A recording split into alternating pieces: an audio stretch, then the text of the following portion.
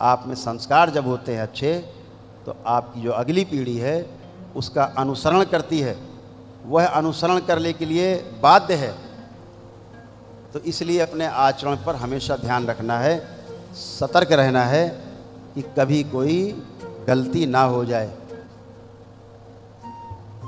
बहुत छोटी घटना बताते हैं। हमारे बड़े पुत्र जो लो भैया हैं, वो बहुत छोटे थे, उम्र रही होगी करीब 2 वर्ष। तो हम चारपाई पे उनके साथ कुछ बात कर रहे थे या खेल रहे थे, तब तक धर्मपत्नी जी आई, उन्होंने हमसे कोई बात करनी शुरू की और इसी बीच में फ़ोन की घंटी बज गई। तब मोबाइल फ़ोन होते नहीं थे, वो घनघनाने वाला फ़ोन घर में होता था। तो हमसे कुछ वो बात करना चाह रही थी, तो मैंने कहा कि फ़ोन उठा के कह दो कि अभी बाथरूम में हैं और बाथरूम से निकलेंगे तो बात करेंगे।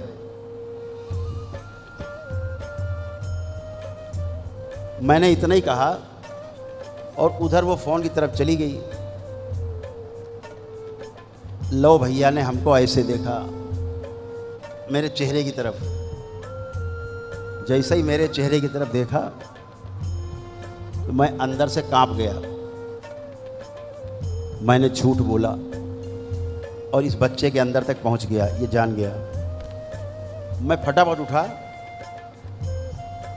वो टावल वावल समेटते, वो जल्दी टावल लाओ, बाथरूम में घुस गया। मैं जल्दी लाओ बाथरूम में, मैं स्नान करके आता हूँ।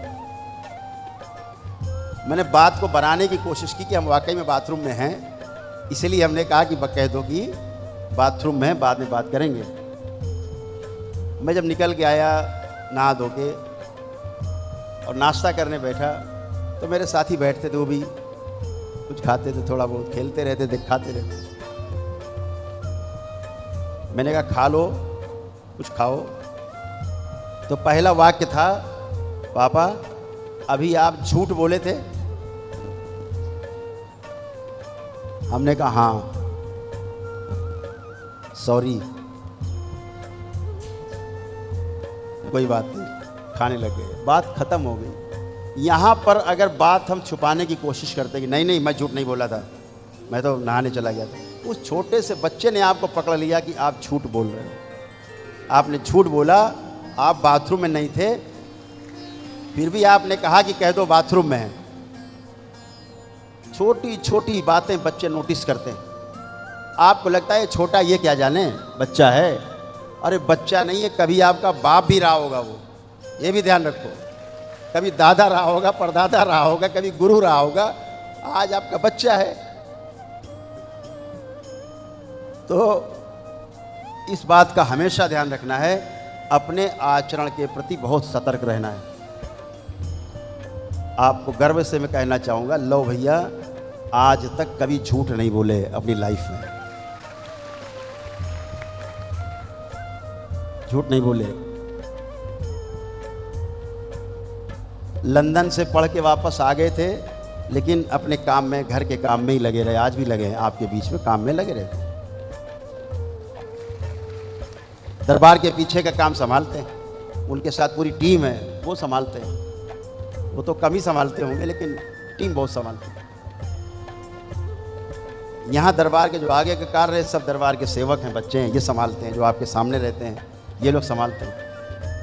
तो दरबार के अंदर का काम और दरबार के बाहर के कार्य, 2 तरह के कार्य हैं। तो आचरण जैसा होगा आपका, अगली पीढ़ी उसको वैसा ही स्वीकार करेगी, वैसा ही आपको व्यक्ति बना हुआ मिलेगा। माँ बाप कहते मेरा बच्चा बहुत बदमाश, शुरू में आते थे, मैं कहता था अपने को चेक करो, खुद को चेक करो। बदमाश बच्चे नहीं थे, बदमाश तुम थे, इसलिए बच्चे बदमाश हुए। बच्चे कहाँ से लाएंगे, ढोएंगे। आपने